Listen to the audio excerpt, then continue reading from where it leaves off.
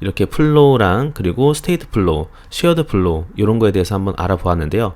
이제 콜백 플로우도 존재하게 되는데 콜백 플로우도 한번 예시로 좀 보여드리도록 할까요? 콜백 플로우 같은 경우에는 우리가 이제 지금 글자가 입력이 되었을 때 지금 우리가 이제 글자 입력에 대한 부분은 따로 없는데 글자 입력에 대한 이벤트를 우리가 뷰 모델에서 받을 수 있다라고 한번 만들어 볼까요?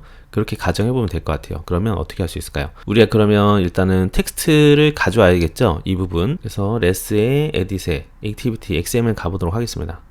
자, 코드로 가서 지금 넘버 인풋 에딧 텍스트거든요. 이 부분을 좀 수정을 해볼게요. 자, 그러면 넘버 인풋 에딧 텍스트 지금 보니까 커런트 유저 인풋에서 이렇게 들어와져 있는데 이거를 조금 변경을 한번 해보도록 할까요? 여기를 커런트 유저 인풋을 여기서 받을 필요는 아직 없을 것 같아요. 없고 받아가지고 이제 셋 텍스트로 들어오지 않고요. 자, 이거를 우리가 뷰 모델에 전달한다고 한번 가정을 해보도록 하겠습니다. 자, 이 콜백 플로우 부분은 제가 예전에 영상을 찍은 게 있어요. 그래서 그 소스를 한번 가져와서 보여드리도록 하겠습니다. 요 소스 링크는 제가 여기다가 같이 걸어두도록 할게요. 콜백 플로우 예시.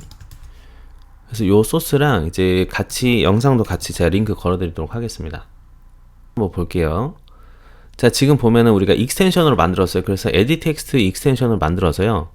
지금 이 텍스트 와처, 그러니까 우리가 결국에는 리스너죠. 리스너를 통해서 우리가 원래는 이제 오퍼라는 걸 통해서 리스너를 통해서 우리가 이벤트를 전달해주는 방식이라고 보면 돼요. 그래서 결국엔 뭐냐면 이제 콜백 플로우는 진짜 간단하게요. 콜백을 람다를 플로우로 만들어주는 겁니다. 굉장히 간단하죠. 그래서 이 부분만 제가 복사를 해서 저희 거에 또 추가를 해보도록 할게요. 이렇게 복사해서 자, 저희 패키지에다가 하나 또 만들어 볼까요? 마우스 우클릭, 자, 커맨드 N에서 코틀린 클래스 파일 해줍니다. 그런 다음에 파일 해서요. 제가 이름을 extensions라고 하겠습니다. 자, 이렇게 하나 만들고 아까 복사했던 거 붙여 넣을게요. 자, 이렇게 빼고 자, 에딧 텍스트에다 붙이는 거예요. 그래서 플로우 해서 임포트 해주고요. 일단 전부 다 임포트를 하겠습니다. 근데 이게 좀 예전 소스라 가지고 조금 살짝 다른 게 있을 거예요. 그거는 제가 수정하면서 또 설명드리도록 하겠습니다.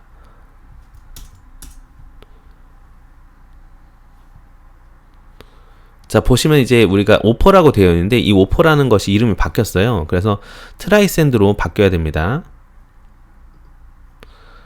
자, 그리고 어웨이트 클로즈는 그대로 있고요. 자, 언스타트 그리고 에밋 이렇게 하면 돼요. 자, 결국에 보시면 제가 좀 설명드릴게요. 뭐냐면 이제 글자가 에딧 텍스트에서 글자가 입력이 되잖아요. 그러면 글자 변경에 대한 텍스트 와처를 우리가 이렇게 만들죠. 리스너, 즉 결국에. 그럼 이 리스너를 여기다 달아줍니다. 그런 다음에 리스너를 달아줍니다. 그리고 이 리스너 그 텍스트 와처에서 만약에 텍스트가 변경이 되면 그거를 제가 이벤트를 보내는 거예요. 이벤트를 보내는 걸 트라이샌드로 일단 이렇게 하고요. 자, 그런 다음에 그러면은 얘가 어차피 지금 보면은 콜백 플로우라는 스코프 안이란 말이죠. 그래서 이 스코프 안에서 트라이샌드가 되면은 그쵸, 에밋으로 데이터가 하나 날아간다라고 보시면 돼요. 그거를 해준다라고 보면 돼요. 근데 만약에 이걸 이제 지우는 것도 해줘야 되거든요. 그게 바로 콜백이 사라질 때 어웨이트 클로즈라는 걸 통해서 지금 보면은 그 텍스트 체인지 리스너도 한번 지워주는 방식이다라고 보면 될 것 같아요. 그리고 이제 만약에 처음 시작이 되었을 때도 이제 내가 가지고 있는 텍스트를 에밋 해라라고 한다라고 보시면 돼요. 어떤 좀 감이 오시죠? 결국에는 핵심이 요거라고 보면 돼요. 트라이샌드가 핵심이다 라고 보시면 됩니다. 언스타트는 사실 있어도 되고 없어도 돼요. 이 부분은 사실 없어도 되는 부분이긴 합니다. 자, 그러면 이제 에딧 텍스트에 텍스트 changes to flow를 한번 적용을 같이 해보도록 할게요. 이걸 어떻게 적용하냐면 자, 그러면 이제 결국에 메인 액티비티에서 자, 그럼 여기서 제가 있었던 이 텍스트가 뭐였던 거였죠? 이름이 넘버 인풋 에딧 텍스트잖아요. 그럼 넘버 인풋 에딧 텍스트에서 뷰 모델로 데이터를 준다라고 볼게요. 넘버 인풋 에딧 텍스트에서 저희가 만든 게 있었죠. send 저 익스텐션을 만든 게 뭐였어요? 텍스트 changes to flow죠. 이걸 해주는 겁니다.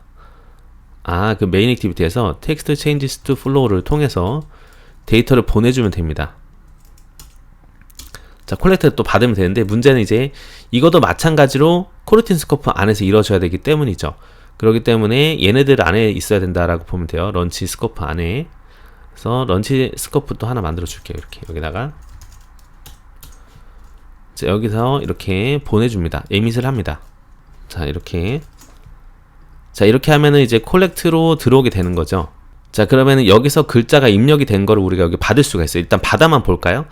받아서 받는 것만 제가 한번 좀 보도록 하겠습니다. 자, 이렇게 로그D로 해가지고 자, 볼게요. 그러면은 텍스트가 인풋이 요거다라고 이렇게 인풋 하겠습니다. 인풋 이렇게 볼게요. 자, 이렇게 해서 일단은 돌려보도록 할게요. 자, 결국은 우리가 여기서 데이터를 줍니다. 이렇게. 자, 글자가 입력이 될 때마다 이게 아마 찍힐 거거든요. 볼게요, 로그를. 자, 어때요? 지금 61번 줄이거든요.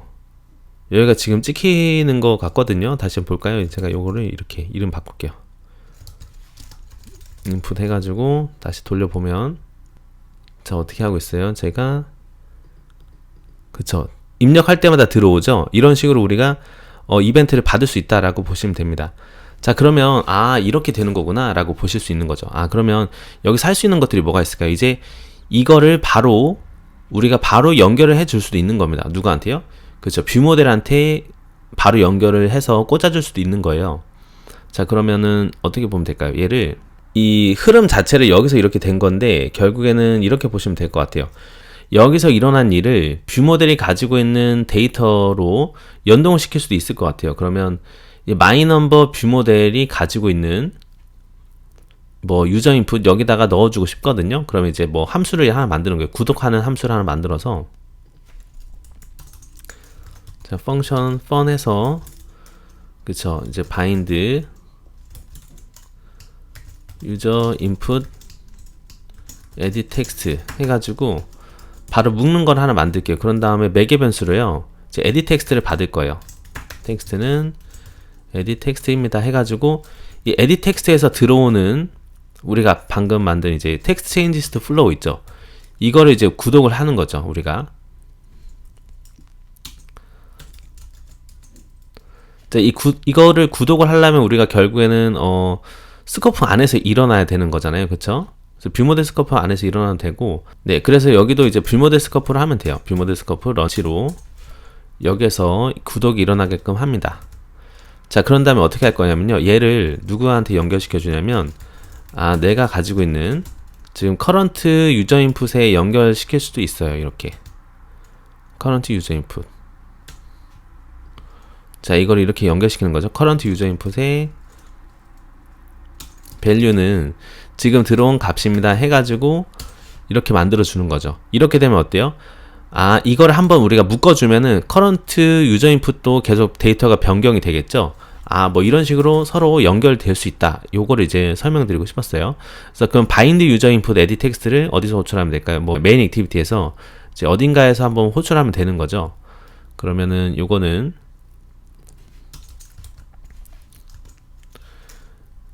이제 마이 뷰 모델이 가지고 있는 바인드 유저 에디 텍스트를 이렇게 넘버 인풋 에디 텍스트를 이렇게 한번 묶어주기만 하면 될 것 같아요. 그렇죠. 이렇게 묶어주면은 이제 결론적으로는 이제 커런트 유저 인풋 부분이 들어오겠죠. 이게 잘 들어오는지만 우리는 확인하면 돼요.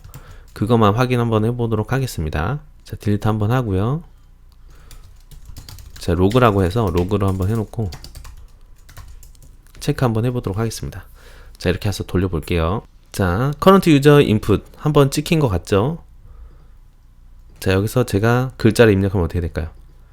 어때요? 지금 막 들어오죠? 그러면서 그쵸, 커런트 유저 인풋에 데이터가 들어오는 걸 볼 수가 있어요.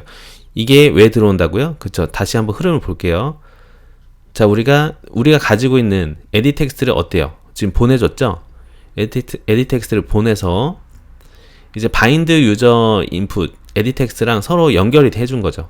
여기서 구독이 이루어져서 이 구독이 된 거를 커런트 유저 인풋에 데이터를 넣으니까 그럼 여기가 들어오게 되면 자동으로 데이터 흐름이 또 우리가 받을 수가 있는 거죠. 근데 커런트 유저 인풋을 우리는 어디서 받고 있어요?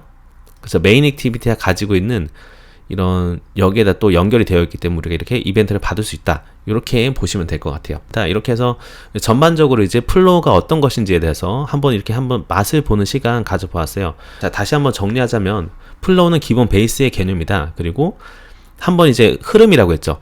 강물에서 나뭇잎을 한번 띄우는 거라고 보시면 돼요. 근데 한번 보내면 끝이거든요. 근데 서로 연결 같은 거를 계속 담아둘 수가 있는, 서로 이제 끈을 서로 연결할 수가 있는 게 스테이트 플로우랑 쉐어드 플로우인데, 그 중에서 스테이트 플로우는 점 밸류로서 마지막 값을 알 수 있다. 요게 그렇고요. 그런 다음에 플로우랑 비슷한데 한번 보내는 거지만 우리가 람다 콜백에서 플로우로 만들어줄 수 있는 게 있는데, 그것이 바로 콜백 플로우다. 여기까지 이렇게 한번 정리하면 좋을 것 같습니다. 자, 그래서 이번 시간에 이렇게 라이브 데이터 그리고 코르틴 플로우까지 한번 알아본 시간 가져보았어요.